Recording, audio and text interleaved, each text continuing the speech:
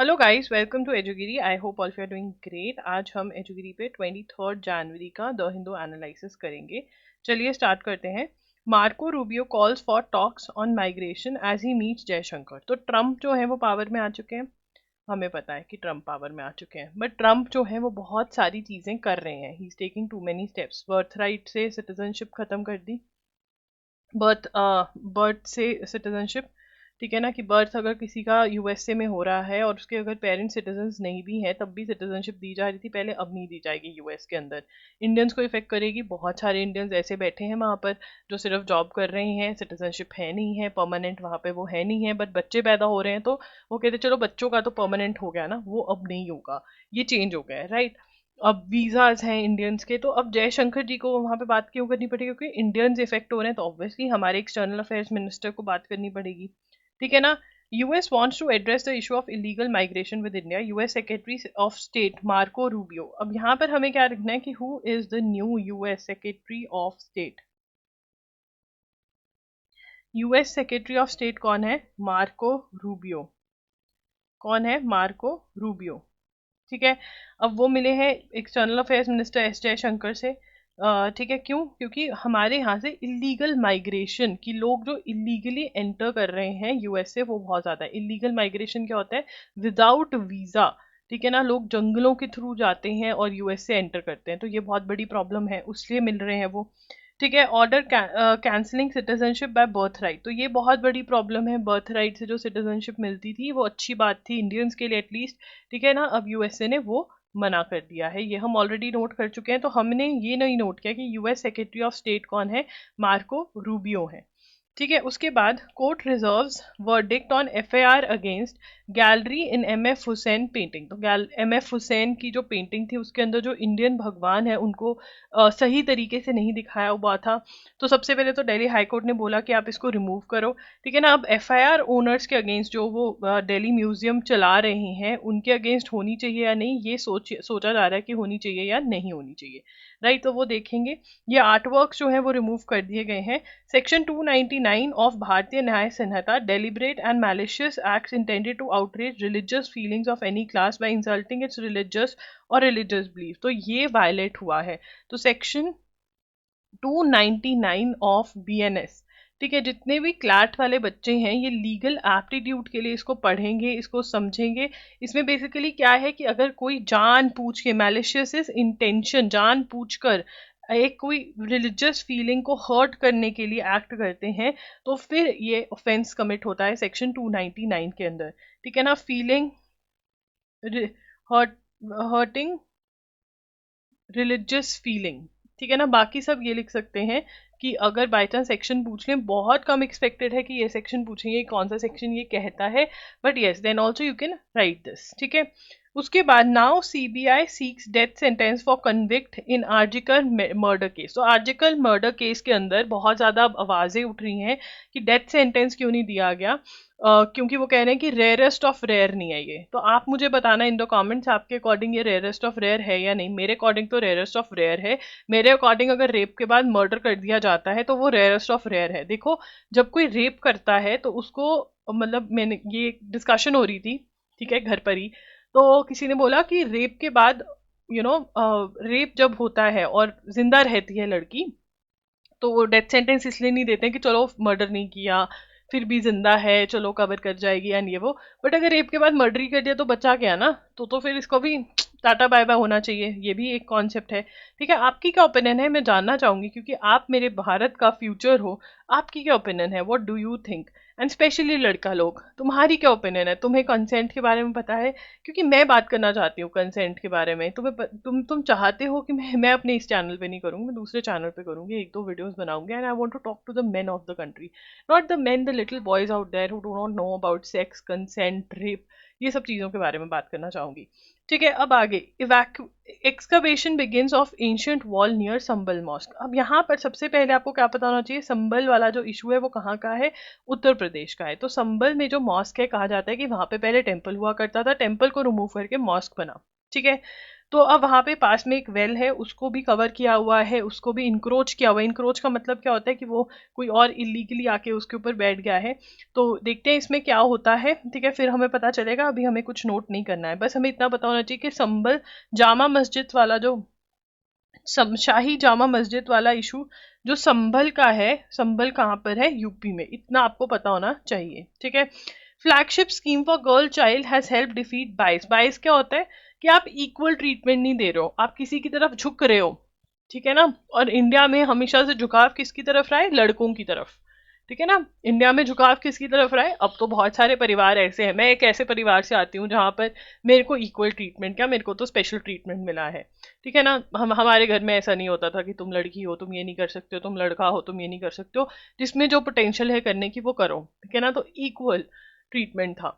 But बहुत सारे घर मैंने ऐसे देखे हैं, जब मैं कॉलेज में गई, यूनिवर्सिटी में गई, तो मैंने देखा अरे मतलब बहुत बच्चे, लड़कियां जूझ रही थी, इतने अच्छे अच्छे घरों से आकर भी, इतनी अच्छी यूनिवर्सिटी में आकर भी, people were, girls were not treated equal to their brother, right. But ऐसा अब कम हो रहा है, बट होता है, बाइस है हमारी सोसाइटी में। तो फिर क्या स्टार्ट किया गया, Beti Bachao Beti Padhao Beti Bachao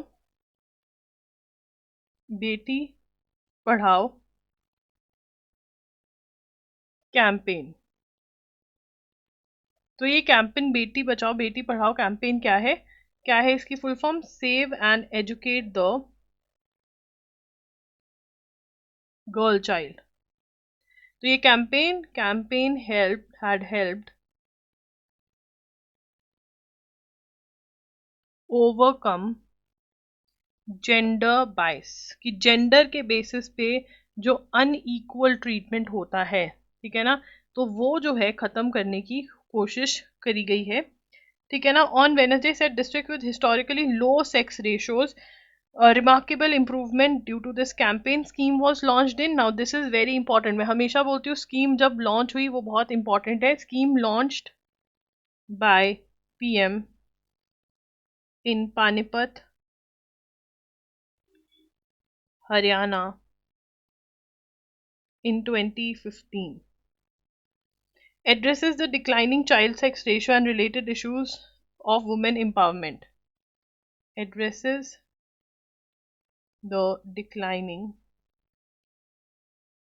child sex ratio, that is CSR, and related issues of women empowerment, ठीक है ना। It is a tri ministerial effort, tri ministerial effort क्या है, 3 मिनिस्ट्रीज इन्वॉल्व है, it is a tri ministerial effort. कैसे, कौन कौन सी मिनिस्ट्रीज इन्वॉल्व है इसमें, ministries of women and child development,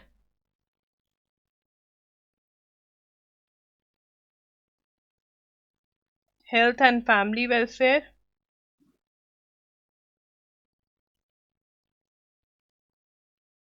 और एजुकेशन, ठीक है।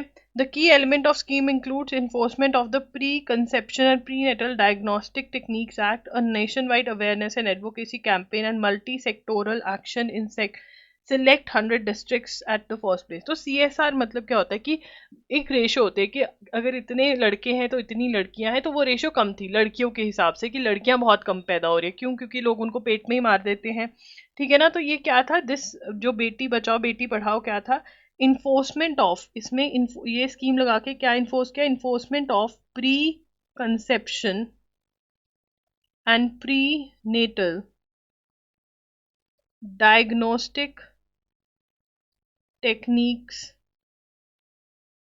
Act, a nationwide awareness and advocacy campaign, and multi-sectoral action in low CSR districts, ठीक है ना। तो अब ये क्या कह रहे हैं, देखो ये कह रहे हैं कि बेटी बचाओ बेटी पढ़ाओ आंदोलन कैंपेन जो है वो 2015 में पानीपत में लॉन्च किया गया। एम क्या था कि जो चाइल्ड सेक्स रेशियो कम हो रही है, डिक्लाइन हो रही है, कि लड़के ज्यादा है लड़कियां कम वाला जो इशू है और वुमेन एम्पावरमेंट वाला इशू है, उसको देखने के लिए, बाइस खत्म करने के लिए जेंडर के बेसिस पे save and educated the girl child की बात स्टार्ट हुई कि बेटी बचाओ बेटी पढ़ाओ, ये अभियान स्टार्ट किया गया। ठीक है ना, और इसमें 3 मिनिस्ट्रीज इन्वॉल्व थी। This is very very important, question आ सकते हैं कौन कौन सी मिनिस्ट्रीज इसको लागू कर रही हैं। इसके अंदर women and child development ministry involve हुई, हेल्थ एंड फैमिली वेलफेयर हुई, एजुकेशन मिनिस्ट्री हुई। ठीक है ना, और एक तरह से it was also enforcement of preconception prenatal diagnostic techniques act. Prenatal, preconception क्या है कि पेट के अंदर जो है लोग देख लेते थे कि अच्छा लड़की है या लड़का है, अगर लड़की होती थी तो उसको गिरा देते थे, मतलब अबॉर्शन करवा देते थे। और ये बहुत चला है इंडिया में, बहुत ज्यादा, कि चेक करवा लेना कि अच्छा लड़की है तो अबॉर्ट करवा देते थे। मैं पर्सनली ऐसे बहुत सारे लोगों को जानती हूँ जिन्होंने 3-3 4-4 बार अबॉर्शन करवाया है। ठीक है ना, तो ये नेशनल वाइड कैंपेन चला, अब तो ये बैन कर दिया गया है, आप ऐसे चेक करवा ही नहीं सकते। आप देखोगे बाहर होता है ना जेंडर रिवील, ये वो, हमारे यहाँ पे जेंडर रिवील जब बच्चा पैदा हो जाता है तभी होता है। ठीक है, उससे पहले जेंडर रिवील नहीं करते हैं क्योंकि उसको फिर बाहर ही नहीं आने देते हैं, है ना। तो national wide campaign, wide awareness campaign चलाया गया कि भैया ऐसा मत करो, बेटियां भी इक्वली इंपॉर्टेंट है, जब अपने लड़कों को शादी करने के लिए जाओगे तो लड़की नहीं मिलेगी। और ऐसा एक टाइम आया भी था, ठीक है, एक वो फेज जब वो मतलब बच्चियां मारी गई हैं बहुत ज्यादा, तो लड़के ही लड़के हैं। ठीक है, उस फेज में है नहीं, तो फिर उन्होंने छोटी बड़ी से शादी करी है, ऐसा पूरा किया है। Is the government encouraging cross pathy? Now what is cross pathy? Cross pathy का मतलब होता है कि भैया तुम डॉक्टर किसी और के हो, चीज के हो, बट तुम्हें अलाउ करे कि चलो हाँ, या तुम दोनों दो, जैसे होम्योपैथी वाला जो डॉक्टर है वो एलोपैथी भी दे रहा है। होम्योपैथी वो मीठी दवाई वाला डॉक्टर, एलोपैथी जो कड़वी दवाई हम खाते हैं, बच्चों को भी समझाते हैं बेटा ये मीठी दवाई खा लो। ठीक है, तो Maharashtra food and drugs administration has in a recent directive allowed homeopathic practitioners who have completed a certificate course in modern pharmacology to prescribe allopathic medications। ठीक है ना, तो यहाँ पर हमें लिखना पड़ेगा किसने अलाउ किया है, क्या अलाउ किया है। तो यहाँ पे Maharashtra food and drugs administration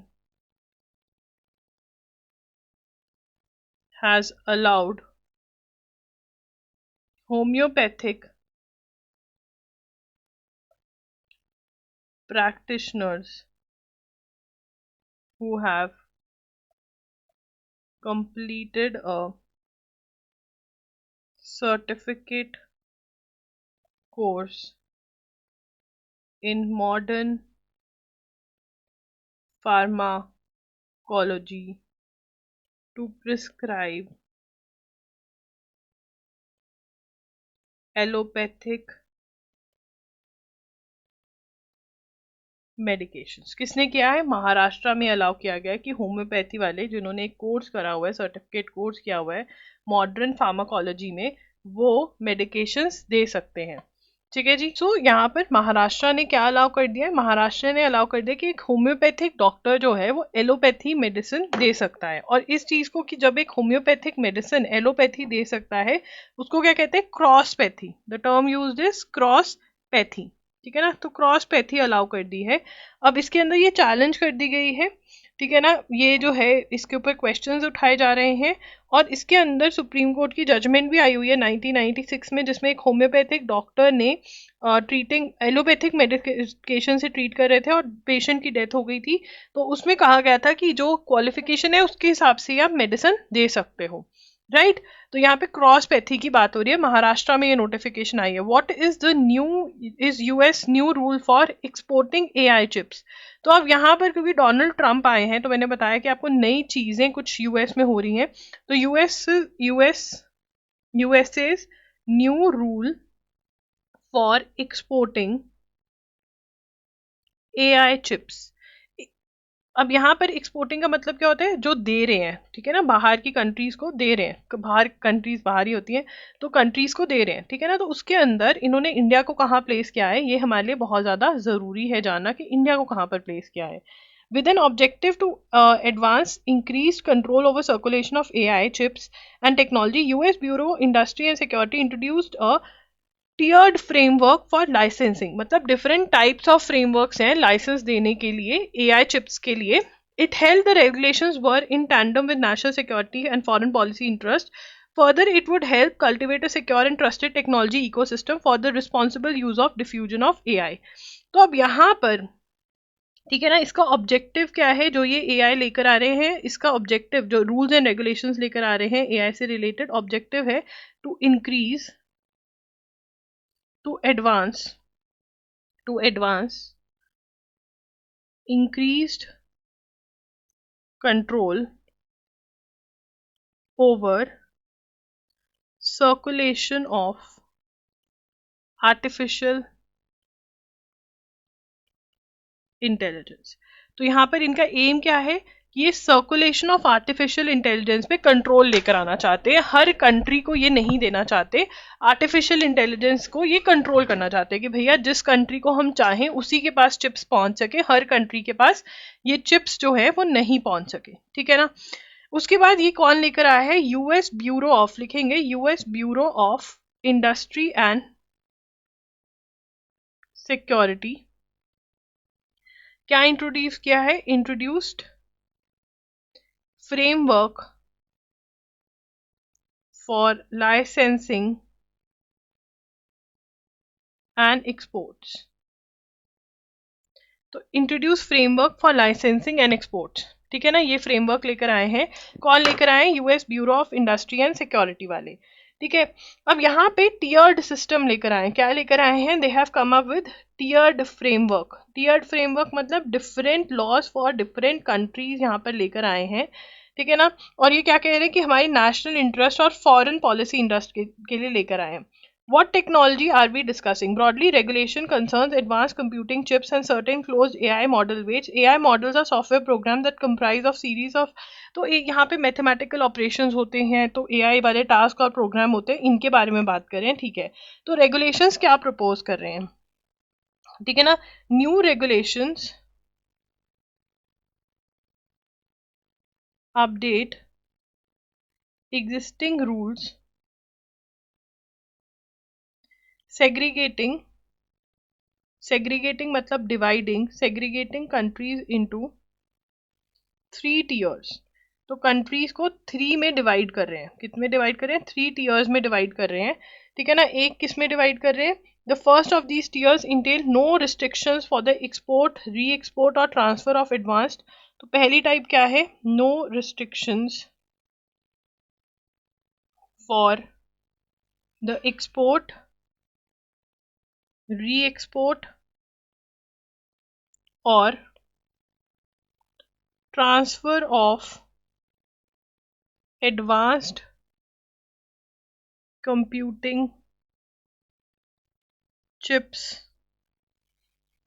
to 18 US allies and partners, which includes Australia, Belgium,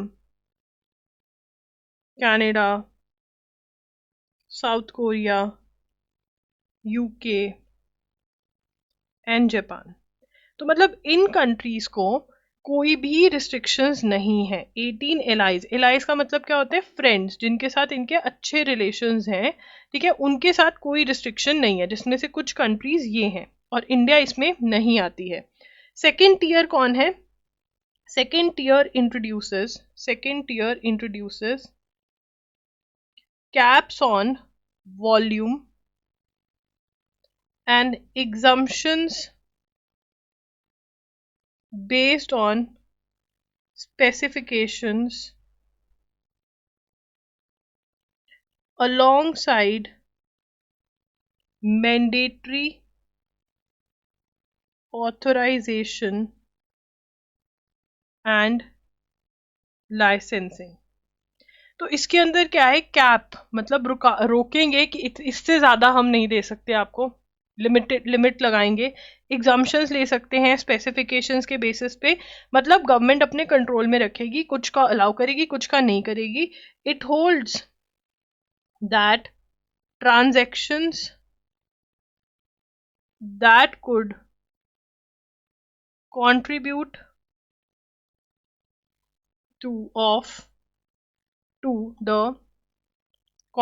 to the development of advanced AI models would require a validated end user authorization। मतलब रोक टोक है। हमें क्या समझ में आ रहा है यहाँ पर, ये वाला पॉइंट हमें याद रखना है कि रोक टोक है, ठीक है ना। उसके बाद ये क्या कह रहे हैं, उसके बाद ये कह रहे हैं those that do not contribute to development of advance AI model such as chips with collective computation power of रफली 1700 advance GPU would not need any authorization. तो यहाँ पर ये क्या कह रहे हैं कि जिसके अंदर do not, if those that do not contribute to development of advanced AI models would need no authorization। उनको कोई भी ऑथराइजेशन की ज़रूरत नहीं है, ठीक है। बट जो एडवांसमेंट में जा सकते हैं उनको ऑथराइज की ज़रूरत है। और इसके अंदर किसको, China and India have been categorised under this subhead. हमें इंडिया और चाइना को किस में डाला गया है, जिसमें ऑथराइजेशन लिमिटेड ऑथराइजेशन है, लिमिटेड है बट फिर भी अलाउड है, लिमिटेड येट अलाउड, इसमें नो रिस्ट्रिक्शंस हैं। और जो तीसरी टाइप का है उसमें अलाउड ही नहीं है। द थर्ड टीयर इंक्लूड्स, लिखेंगे third tier includes arms embargoed countries such as North Korea, Iraq, Iran and Russia, ठीक है, among others। These countries will have no access to technology। ये क्या है, these countries will have no access to technology. समझ में आया। अब क्या है यहाँ पर, 3 टीयर्स के अंदर बेसिकली रिविजन करेंगे फटाफट से। 3 टीयर्स में एआई चिप्स जो यूएसए देगा उसको डिवाइड कर लिया। एक तो नो रिस्ट्रिक्शंस, 18 कंट्रीज पे नो रिस्ट्रिक्शंस, जो चाहिए वो ले जाओ, जितनी क्वांटिटी चाहिए वो। इसके एलाइज हैं, दोस्त हैं, जिसके अंदर ऑस्ट्रेलिया, जापान, साउथ कोरिया ये सारे आते हैं, ठीक है ना। तो इसमें ये अपने दोस्त भी डिफाइन कर गया, कनाडा, बेल्जियम, ये सारे इनको अपना फ्रेंड मान रहा है, ठीक है ना। अब उसके बाद दूसरी में कौन आता है, लिमिटेड है इसके अंदर कि कुछ चीजें अलाउड है कुछ नहीं, कुछ के लिए ऑथराइजेशन चाहिए होगा। इसके अंदर इसने किसको डाला, इंडिया और चाइना को डाला।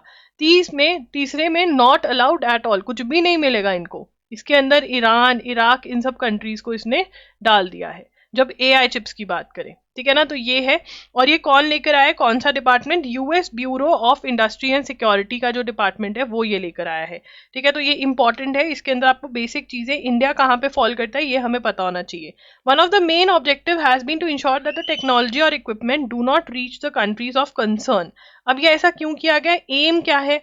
अब देखो, जो भी क्लैट के लिए प्रिपेयर कर रहे हैं, whoever is preparing for CLAT, उनके क्वेश्चन में ये आ सकता है कि एम क्या है, ठीक है ना। एम क्या है, मेन ऑब्जेक्टिव लिखेंगे क्लैट वाले, main objective has been to ensure that the technology और equipment do not reach the countries of concern. कुछ कंट्रीज हैं जिसको यूएसए नहीं चाहता कि टेक्नोलॉजी जिनके पास जाए, ठीक है ना। और अगर उनके थ्रू, इंडिया के थ्रू रशिया के पास पहुंच सकती है, ये यूएसए का बहुत बड़ा कंसर्न है। तो this is a question for CLAT. क्यों कर रहे हैं, रिस्ट्रिक्शंस क्यों लगा रहे हैं, कि उन कंट्रीज के पास सामान ना पहुंचे जिनके पास नहीं पहुंचना चाहिए, ठीक है। President Donald Trump has fired his missiles basically by signing into decree the United States withdrawal from 2015 Paris Agreement। तो यूएसए ने क्या कहा है कि हम 2015 का जो पेरिस अग्रीमेंट है उससे हम विड्रॉल करेंगे, ठीक है। तो पेरिस अग्रीमेंट 2015 का ठीक है ना, लिमिट करता है कि अर्थ का टेम्परेचर हम बढ़ने नहीं देंगे। अब यहाँ पर एक और चीज जो ये बता रहे हैं कि George W Bush withdrawal in 2001 from Kyoto protocol. तो यहाँ पर George W Bush withdrew from Kyoto protocol in 2001। तो ये भी इंपॉर्टेंट है, 2001 में क्योटो प्रोटोकॉल अगेन क्लाइमेट से रिलेटेड जॉर्ज डब्ल्यू बुश ने विड्रॉ कर लिया था।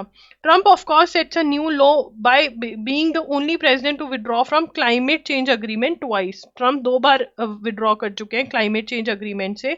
China's moves must recast India's critical mineral push.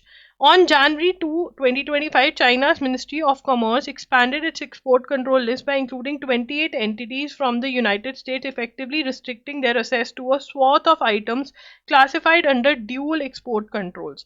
तो यहाँ पर हम देख रहे हैं कि जहां यूएसए चाइना को चीजें नहीं देना चाहता, चाइना यूएसए को जो चाइना के पास चीजें हैं वो नहीं देना चाहता। ठीक है ना, तो अब ये कैसे एक दूसरे से चीजें लेंगे? बार्गेन, नेगोशिएट करेंगे, चीजें तो चाहिए ना, तो ये बार्गेन और नेगोशिएट करके जो है चीजें लेंगे एक दूसरे से। ठीक है ना, तो चाइना की हम लिखेंगे China's ministry of commerce expanded its export control list by including 28 entities from USA। ठीक है ना, एक्सपोर्ट कंट्रोल लिस्ट में 28 एंटिटीज यूएसए की इंक्लूड कर रहे हैं, जिससे कि restricting their access to a swath, बहुत सारे आइटम्स को, ऑफ आइटम्स क्लासिफाइड अंडर